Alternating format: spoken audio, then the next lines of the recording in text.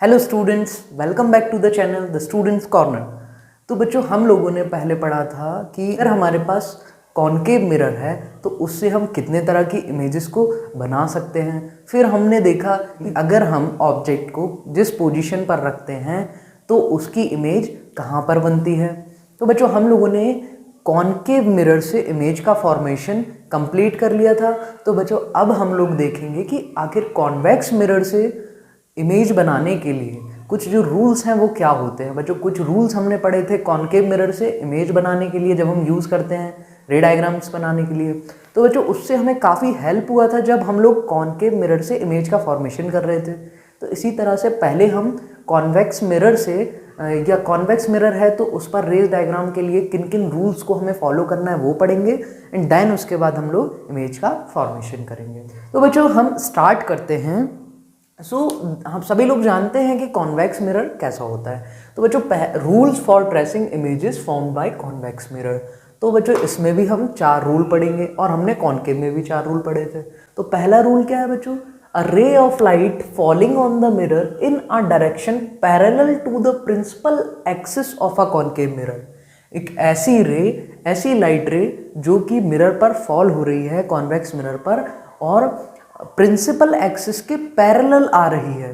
तो बच्चों, ये आफ्टर रिफ्लेक्शन क्या होगी, हमें इस तरह से दिखाई देगी कि जैसे ये फोकस से पास कर रही होगी। मैंने ये नहीं बोला ये फोकस से पास करेगी, बट ये इस तरह से दिखाई देगी कि जैसे ये फोकस से पास हो रही हो।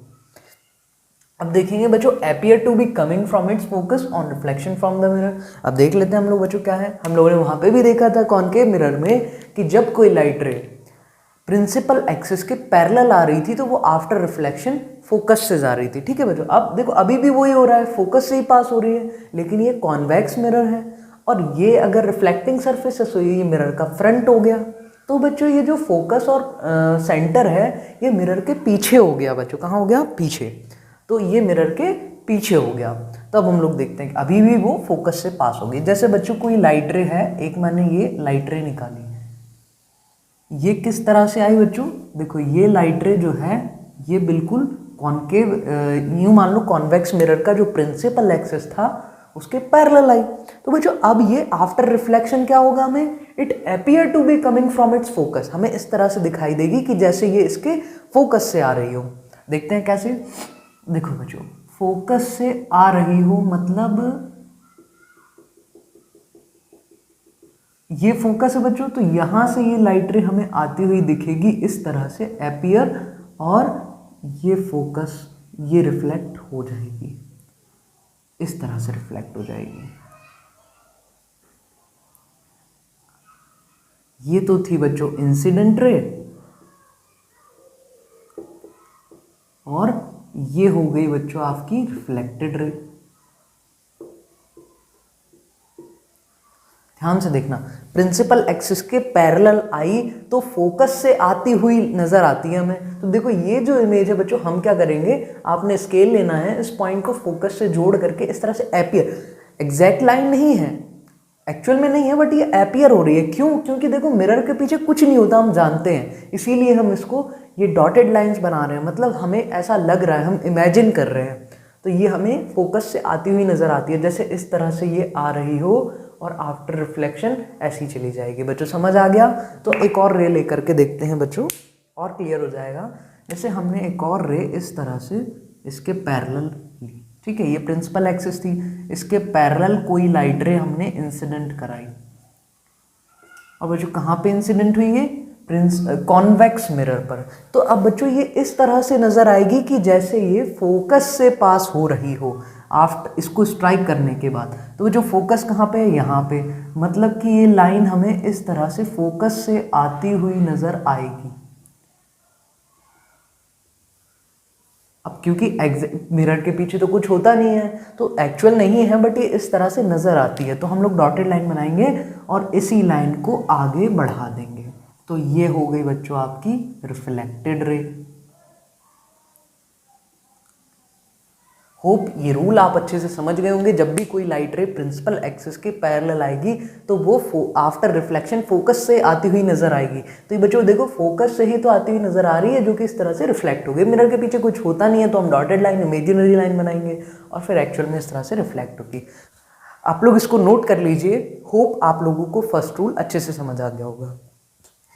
जो हम लोग सेकेंड रूल देखेंगे, तो सेकेंड रूल के लिए सबसे पहले हमने एक कॉन्वेक्स मिरर बना लिया। अभी नहीं है बट अंदर से जैसे इसको हम पॉलिश किया तो बाहर की साइड रिफ्लेक्टिंग हो गई, तो ये कॉन्वेक्स मिरर बन गया। ये बच्चों प्रिंसिपल एक्सिस हो गया। यहाँ पे कहीं आपका फोकस आ गया और यहाँ पर कहीं सेंटर आ गया। ठीक है बच्चों। और ये mn हमने इसको मिरर को नाम दे दिया। तो अब देखो क्या होगा, a ray of light falling on a convex mirror, एक ऐसी लाइट रे जो कॉन्वेक्स मिरर पर फॉल कर रही है, on passing through focus of the mirror, कैसे इंसिडेंट हो रही है कि वो फोकस से पास होती हुई नजर आएगी। इस तरह से इंसिडेंट हो रही है कि वो फोकस से पास हो रही है। Becomes parallel to the principal axis of the mirror of the after the reflection. तो बच्चों ये जो रूल्स हैं कॉन्केव मिरर से मिलते जुलते रूल्स हैं, बस वहाँ पर कॉन्केव मिरर था तो रूल्स थोड़े से रे डायग्राम्स बनाने में हमें डिफरेंट था, क्योंकि हमारा जो फोकस और सेंटर था वो सामने मिरर के हुआ करता था, लेकिन अब जो है ये मिरर के पीछे हो गया। तो एग्जैक्ट मिरर के पीछे कुछ होता नहीं है, इसीलिए ये सारी इमेजिनरी लाइंस जो हैं वो आ गई। और जो इमेज भी बनती है बच्चों वो मिरर के पीछे बनती है। अभी हम लोग उसको नेक्स्ट लेक्चर में देखेंगे, अभी फिलहाल बात करते हैं। So a ray of light falling on a convex mirror on passing through focus of the mirror, एक ऐसी लाइट रे इंसिडेंट करवाते हैं जो कि फोकस से पास होती हुई नजर आ रही हो। एक ऐसी लाइट रे ली जो कि इस कॉन्वेक्स मिरर पर इंसिडेंट हो रही है, किस तरह से, जैसे कि इसके फोकस से पास होती हो। तो बच्चों ये हो गई इंसिडेंट रे। अब देखो जो रूल क्या कहता है कि अगर कोई इस तरह से रे इंसिडेंट होगी जो कि उसके फोकस से पास हो रही हो, तो आफ्टर रिफ्लेक्शन वो प्रिंसिपल एक्सिस के पैरेलल जाएगी। इस पॉइंट से इस तरह से parallel to the principal axis चली जाएगी बच्चों। ये रिफ्लेक्टेड रे हो जाएगी। अगर कोई इंसिडेंट रे इस तरह से इंसिडेंट हो रही थी जो कि फोकस से पास होती नजर आ रही हो, तो आफ्टर रिफ्लेक्शन वो प्रिंसिपल एक्सिस के पैरेलल चली जाएगी। तो जो इसको एक हम और डायग्राम के थ्रू समझेंगे। जैसे मान लो कोई लाइट रे इस तरह से इंसिडेंट हो रही है कि वो फोकस से पास हो रही हो, तो बच्चों ये तो हो गई आपकी इंसिडेंट रे। तो अब आफ्टर रिफ्लेक्शन ये किस से जाएगी बच्चों, प्रिंसिपल एक्सिस के पैरेलल। तो ये इंसिडेंट रे थी जो कि फोकस से पास होती हुई नजर आ रही है, तो ये आफ्टर स्ट्राइकिंग द सरफेस, ये मिरर को स्ट्राइक करने के बाद इस प्रिंसिपल एक्सिस के पैरेलल जाएगी।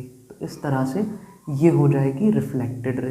होप आप लोगों को समझ आ गया होगा। तो बच्चों इसमें हम लोग इमेजिन करते हैं, क्योंकि मिरर के पीछे कुछ हमें पता नहीं होता, एग्जैक्ट कुछ होता ही नहीं है, तो हम इसलिए इसको, कोई मिरर है उसके पीछे कुछ भी तो नहीं होता है, तो हम इसको इमेजिन करते हैं, तो इसलिए इस डॉटेड लाइन से रिप्रेजेंट करते हैं।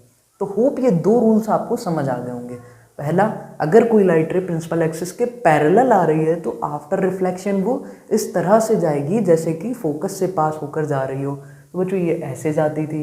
लेकिन सेकंड केस में हमने देखा कि कोई रे अगर इंसिडेंट ही इस तरह से हो कि वो फोकस से पास होती हुई नजर आ रही हो, तो आफ्टर रिफ्लेक्शन वो प्रिंसिपल एक्सिस के पैरेलल चली जाएगी। तो ये इंसिडेंट रे हो गई जो आकर के इस मिरर पर गिरी, और आफ्टर रिफ्लेक्शन ये रिफ्लेक्टेड रे। इसी का बच्चों सेकेंड रे डायग्राम हमने इस तरह से एक और बना के दिखाया है कि जैसे ये इंसिडेंट रे है तो ये फोकस से जाती हुई लग रही है, तो ये कॉन्वेक्स मिरर से स्ट्राइक होने के बाद प्रिंसिपल एक्सिस के पैरेलल चली जाएगी, ये रिफ्लेक्टेड रे। होप आप लोगों को दोनों रूल्स अच्छे से समझ आ गए होंगे, तो आप लोग नोट कर लीजिए, फिर हम थर्ड रूल पढ़ेंगे। हाँ तो बच्चों अब हम लोग देखेंगे कि हमारा थर्ड रूल क्या था।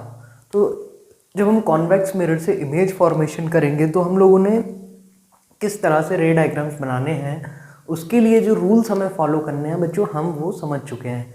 तो हमने फर्स्ट और सेकंड लॉ देख लिया, अब हम थर्ड लॉ की बात करेंगे। सो थर्ड लॉ देखो क्या होगा, a ray of light falling on a convex mirror on passing through centre of curvature of the mirror is reflected back along the same path.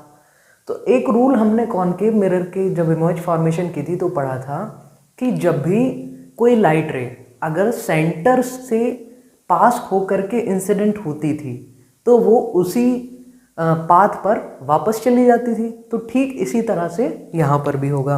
अब देखो कोई रे बच्चों जो सेंटर से पास हो, तो क्योंकि ये कॉन्वेक्स मिरर है और इसका सेंटर कहाँ होता है बच्चों, मिरर के पीछे, तो एक्चुअल में तो कुछ वहाँ होता नहीं है, मिरर के पीछे कुछ होता ही नहीं है। तो ये हमें इमेजिनरी लाइंस बनानी पड़ेंगी, ठीक है।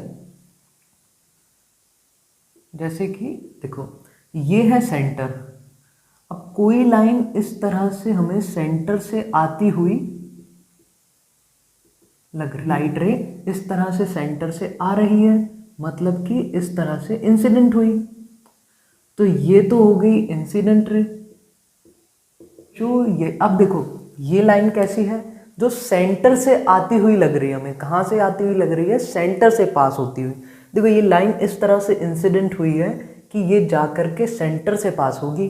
तो बच्चों ऐसी लाइन, रे of light falling on a convex mirror on passing through centre of curvature. तो बच्चों ये लाइन सेंटर ऑफ कर्वेचर से पास हो रही है of the mirror is reflected back along the same path, मतलब ये उसी पाथ पर वापस रिफ्लेक्ट हो जाती है। जैसे ये रे आई और इसी पाथ पर वो आफ्टर रिफ्लेक्शन वापस चली जाएगी बच्चों।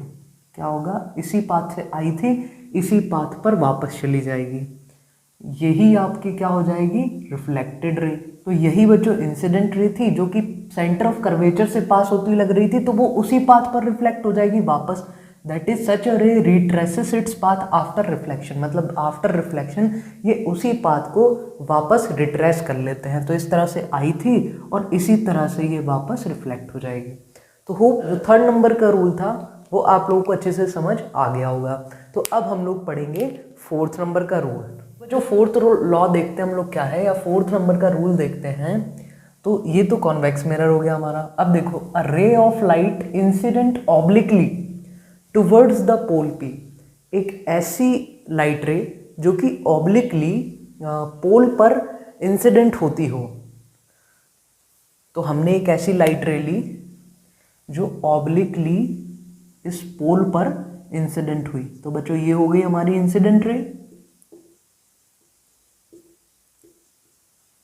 हमने एक ऐसी लाइट रे ली जो ऑब्लिकली, तो ऑब्लिकली का मतलब यही होता है, तो हमने एक ऐसी लाइट रे ली बच्चों जो ऑब्लिकली इस पोल पर, इस कॉन्वेक्स मिरर के पोल पर इंसिडेंट हो रही थी, ठीक है।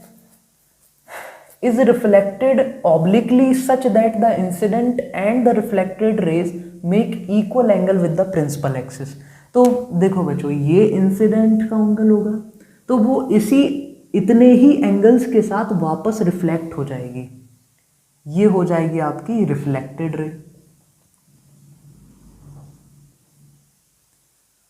और ये angle of reflection. A ray of light incident obliquely towards the pole of the mirror is reflected obliquely, ये obliquely इस तरह से इंसिडेंट होगी कि such that incident and reflected rays make equal angle with the principal axis, यानी ये जो angle I और एंगल R है वो इक्वल होंगे। इस तरह से बच्चों ये 4th रूल है कि अगर कोई लाइट रे ऑब्लिकली पोल पर इंसिडेंट होती है तो वो आफ्टर रिफ्लेक्शन उतने ही एंगल के साथ रिफ्लेक्ट हो जाती है, ठीक है। और बच्चों ऐसा क्यों होता है कि हमने देखा कि जब भी हम सेंटर को उस पॉइंट से मिला दे जहाँ पर लाइट रे इंसिडेंट हो रही है तो बच्चों वो नॉर्मल बन जाता है। तो अब ये पॉइंट से अगर हम सेंटर को मिलाएं तो ये जो प्रिंसिपल एक्सिस है वही एज अ नॉर्मल वर्क करेगी, वहीं पर नॉर्मल बनेगा।